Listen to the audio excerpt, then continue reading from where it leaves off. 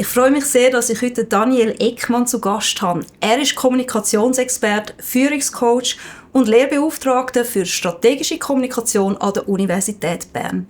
Herzlich willkommen, Dani. Melanie. Du beratest Persönlichkeiten aus Wirtschaft, Politik und öffentlichem Leben, wenn es um Kommunikation geht. Und ich möchte erwähnen, dass du 12 Jahre Delegierter bist für die Kommunikation vom damaligen Bundesrat Caspar Villiger. Und heute beratest du den Oliver Washington, Kommunikationschef vom Bundesrat Beat Jans. Wie kommt man zu solchen Jobs? Also zum ersten Job, das war eine Berufung, dass sie die tollsten Berufsjahre, die ich überhaupt in meinem Leben hatte, unter dem tollsten Chef, den man sich vorstellen kann. Allerdings im Bereich der politischen Kommunikation, nicht für Unternehmenskommunikation. Das mit der Beratung von Oliver Washington, das geht eher ein bisschen auf eine Zeitungsende zurück. Ich hatte zwar ein ganz kleines Mandat bei ihm, aber dort geht es eigentlich nur darum, das war ein Radiojournalist, der ist quasi über Nacht ist der Kommunikationschef von einem Bundesrat geworden. Und mehr hat er nur gebraucht, um zu sagen, wie organisiert man einen politischen Pressedienst? Wie ist das Verhältnis zu den Ämtern gebunden? Wie ist das Verhältnis zu den anderen Departementen? Wie ist das Verhältnis zum Bundesratssprecher? Wie organisiert man das? Ach so, eine Zeitungsende. Aber schön haben wir das in diesem Moment geklärt. Das haben wir ja da geklärt, ja. Von dir stammt der Satz, es gibt keine Strategie ohne Kommunikation und keine Kommunikation ohne Strategie. Kannst du uns ein bisschen mehr über das erzählen? Ich könnte eine Vorlesung darüber halten. Oder man muss Strategie, Führung und Kommunikation muss man als Ganzes denken. Häufig wird es nacheinander gedacht. Zuerst machen sie im stillen Kämmerlein irgendeine Strategie und dann sagt man das im Kader, sie müssen das umsetzen und dann fragt man sich, wie kann man jetzt die Belegschaft und das Publikum mitnehmen, dass die das einigermaßen begreifen. Das Nacheinander, das geht nie auf. Oder Kommunikation muss schon bei der Strategieschöpfung können sagen, in was für ein psychologisches Klima reden wir rein, an was muss man denken, was für andere Themen sind momentan auch noch gerade in. Das ist wichtig, dass man mit dem Timing, vielleicht mit dem Wording, mit der Gewichtung, müssen das die Strategieschöpfer mindestens wissen, dann können sie immer noch machen, was sie wollen. Die Führungskräfte müssen es begreifen und am Schluss ist natürlich die Strategie das, was in die Zukunft hineinschaut und das ist wichtig und die Strategie, das ist die Verfassung eigentlich von einem Unternehmen, wo ein bisschen salopp gesagt, das ist eine Lebensweisheit. Ein Stegen muss man von oben wischen. Wer schon je einen Stegen von unten gewischt hat, weiss, wie gescheit der Satz ist. Du hast es angesprochen, also die Führungskräfte müssen sich dessen bewusst werden. Warum tun sich die Führungskräfte dennoch schwierig damit, sich mit strategischer Kommunikation seriös auseinanderzusetzen? Es gibt 1000 Gründe. Vielleicht nehmen sie es nicht ernst, vielleicht sind sie nicht geschult, vielleicht machen sie es nicht systematisch genug, vielleicht haben sie das Gefühl, andere Aufgaben sind viel, viel wichtiger. Das ist wahrscheinlich relativ häufig der Fall in vielen Unternehmen, wo man tatsächlich brennende Probleme hat und jetzt muss man noch Zeit haben für Kommunikation. Vielleicht kennen sie auch ihre Zielgruppe zu wenig oder interessieren sich zu wenig. Was ist unsere Zielgruppe, oder? Mit dem Verein von der vegetarischen Katholikinnen kannst du nicht gleich über Blut- und Leberwurst reden, wie mit dem Schweizerischen Metzgermeisterverband über Blut- und Leberwurst kannst reden. Sie interessieren sich vielleicht auch zu wenig, was für Kanäle nutzen die. Habe ich ein junges Publikum, ein altes Publikum, ein traditionelles Publikum, ein fortschrittliches Publikum und je nachdem ist die NZZ wunderbar. Oder eine Roadshow oder ein TikTok-Video oder irgendetwas. Aber man muss so und dort unterwegs sein, wo das Publikum, wo man mit ihm reden will, unterwegs ist. Das Publikum, das man mit will reden, ist dann Führungskommunikation oder ich sage auch Leadership Communication nur ein Thema nach außen oder genauso nach innen? Ja, auf jeden Fall. Also gerade wenn wir jetzt von Strategie reden. Oder wenn eine Belegschaft die Strategie nicht nachvollziehen kann, nicht kennt, nicht auch ein bisschen die Strategie lebt, die Werte lebt, weiss, wo wollen wir her, das Zukunftsbild vom Unternehmen kennt, dann gibt das eine mechanische Aktualitätenabhandlerei, wo nicht wirkt, wo nicht ansteckt, wo die Identität muss durchgehen. bis zu allen, bis zu den Leuten, die das Telefon abnehmen.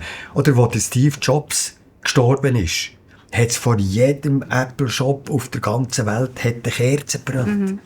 Und die Leute laufen in Apple-Liebli umeinander und sagen, mal doch, wir gehören zu diesem Unternehmen. Und warum? Weil es ein tolles Unternehmen ist, weil es neu mehr her will, wo wir auch wollen. Das bedeutet, die haben den Kern der Strategie in sich innen. Und das spürt man natürlich. Steve Jobs ist ein sehr gutes Beispiel, weil man kennt ihn als Visionär, aber man kennt auch immer wieder die Hintergrundgeschichte von ihm, dass er auch ein ziemlicher Mobber und Bully hat sein können intern. Wir kennen das Klischeebild auch von diesen mächtigen Führungspersönlichkeiten, die mit Härte und Strenge und Druck operieren. Ist das etwas, mit dem man tatsächlich ein Unternehmen führen kann? Oder sagst du, nein, das ist etwas, es kann zwar funktionieren, wie man beim Steve Jobs gesehen hat, aber grundsätzlich ist das nicht der richtige Weg zum Gehen? Ja gut, halb Amerika glaubt im Moment, dass sie das Rezept, das ihn glücklich macht. Nein, ich glaube es nicht. Oder es ist zwar ein Modewort, aber es ist etwas ganz Wichtiges dahinter. Das ist die Unternehmenskultur. Und wenn die Unternehmenskultur die Leute ernst nimmt, die für einen arbeiten, wenn sie ernst nimmt, dass wir in einer Zeit leben, wo eine grosse Sensibilität da ist man anständig? Wie geht man mit den Leuten um? Wie respektiert man Minderheiten? Wie respektiert man Leute, die vielleicht ein Handicap haben? Aber wie respektiert man Leute, die eine besondere Stärke haben?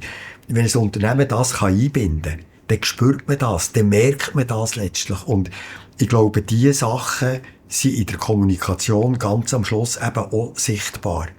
Weil die Führungspersonen, das ist das Gesicht des Unternehmens. Das ist der Kristallisationspunkt vom Vertrauen. Und das ist ebenso wichtig wie das Produkt oder der Preis des Produkts. Und das Vertrauen, das darf man nicht vergessen, ist ganz ein fragiles Gut. Es braucht lang, bis es entsteht, und es geht keinem schnell, bis es zerfällt. Ein gelungener Kommunikationsstil, kann ich mir den anlernen, oder ist das etwas, das man schon in frühen Jahren, vielleicht als Kind in der Erziehung, bekommt? Es gibt sicher Kommunikationstalente. Es gibt solche, die können das einfach, die haben ein Gespür für einen Moment, für die Menschen, für die Wörter, haben ein Charisma, haben eine Ausstrahlung. Das gibt es, und es gibt solche, die haben das überhaupt nicht. Und da kann man schon relativ viel lernen. Die grosse Gefahr ist, dass man einfach nachher wie ein Piano-Mechanik oder wie eine Muppet-Show einfach etwas produziert, wo nicht mehr echt ist. Wo nicht von innen kommt. Ja, wo nicht mehr von innen kommt. Aber wenn jetzt jemand einen wichtigen Auftritt hat, eine wichtige Botschaft hat, dann kann man die schon elaborieren. Dann kann man schon sagen, was ist die Kernaussage? Wie kann man die formulieren, dass es zu dir passt? In welchem Rahmen tut man das sagen? Wie viel Empathie, wie viel Betroffenheit, wie viel Persönliches kann rein und wo wird es kitschig? Aber wenn das Persönliche fehlt, dann ist es vielleicht zu mechanisch. Ja.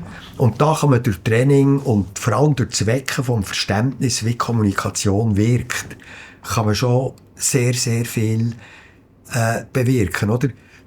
Das menschliche Hirn ist so gebaut, dass am schnellsten und am unmittelbarsten Bilder und Eindrücke und erste spontane Wahrnehmungen rein.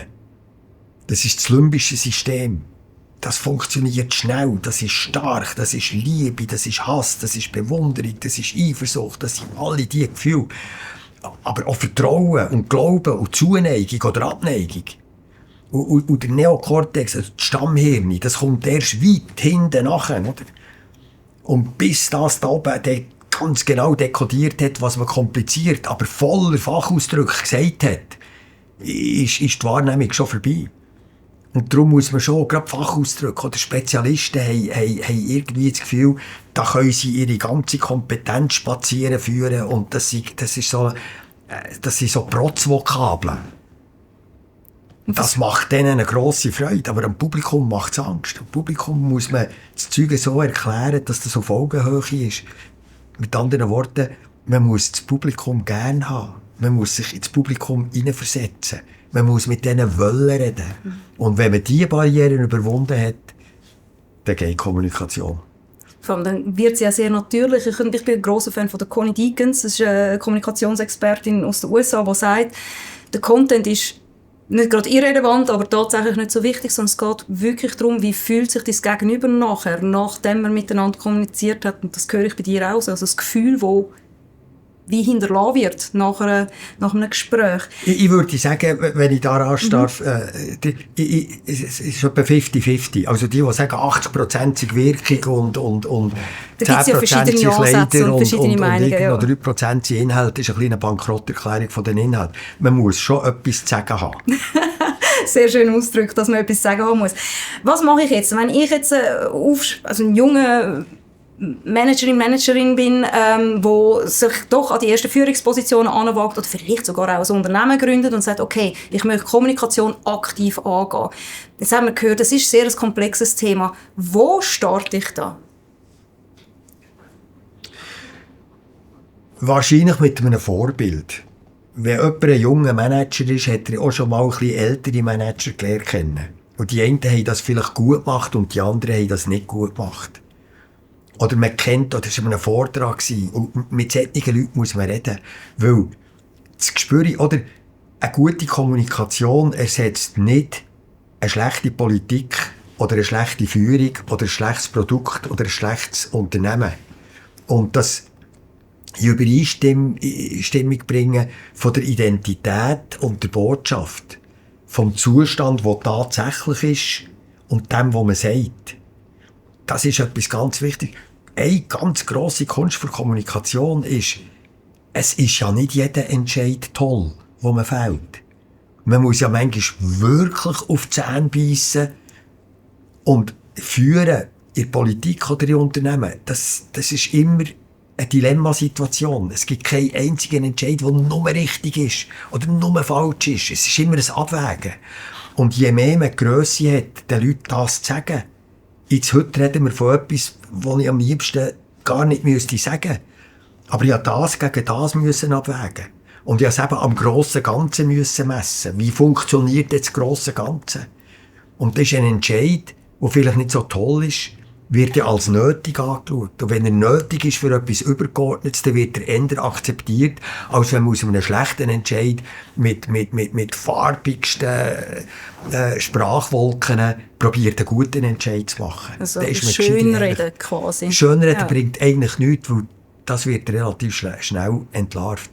Und wenn man sich seine Vorbilder sucht und wenn man sich an jemandem orientiert, wo man das Gefühl hat, mal doch, das würde mir auch entsprechen.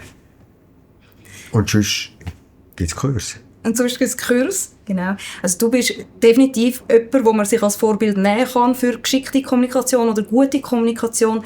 Ganz abschliessend interessiert es mich noch, gibt es in der Kommunikation Trends? Und falls ja, was ist der aktuelle? Ja, es gibt Trends. Das fängt bei den Wörtern an. Oder das fängt bei der Empörung an. Oder das beim Schaffen von künstlichen Stimmungen. Und das ist gefährlich. Das ist gefährlich, weil die Kommunikation, die auf Dauer wirkt, ist die authentische. Es muss zu einem passen, es muss zum Unternehmen passen, es muss zur Situation passen, wo man drinnen ist. Es muss dazu passen, dass nicht nur der Chef etwas sagt, sondern dass das Unternehmen nachher auch so handelt. Weil wenn ich irgendwie im Januar, Februar sage, ich habe dir nur zuzwinkert und im November laufst du mit einem Kinderwagen umeinander, dann weiss man, er war nicht ehrlich gewesen, was er gesagt hat. Und darum muss man ganz früh den Mut zur Ehrlichkeit haben. Und nachher ist man glaubwürdig. Und Glaubwürdigkeit, das ist dann die halbe Miete.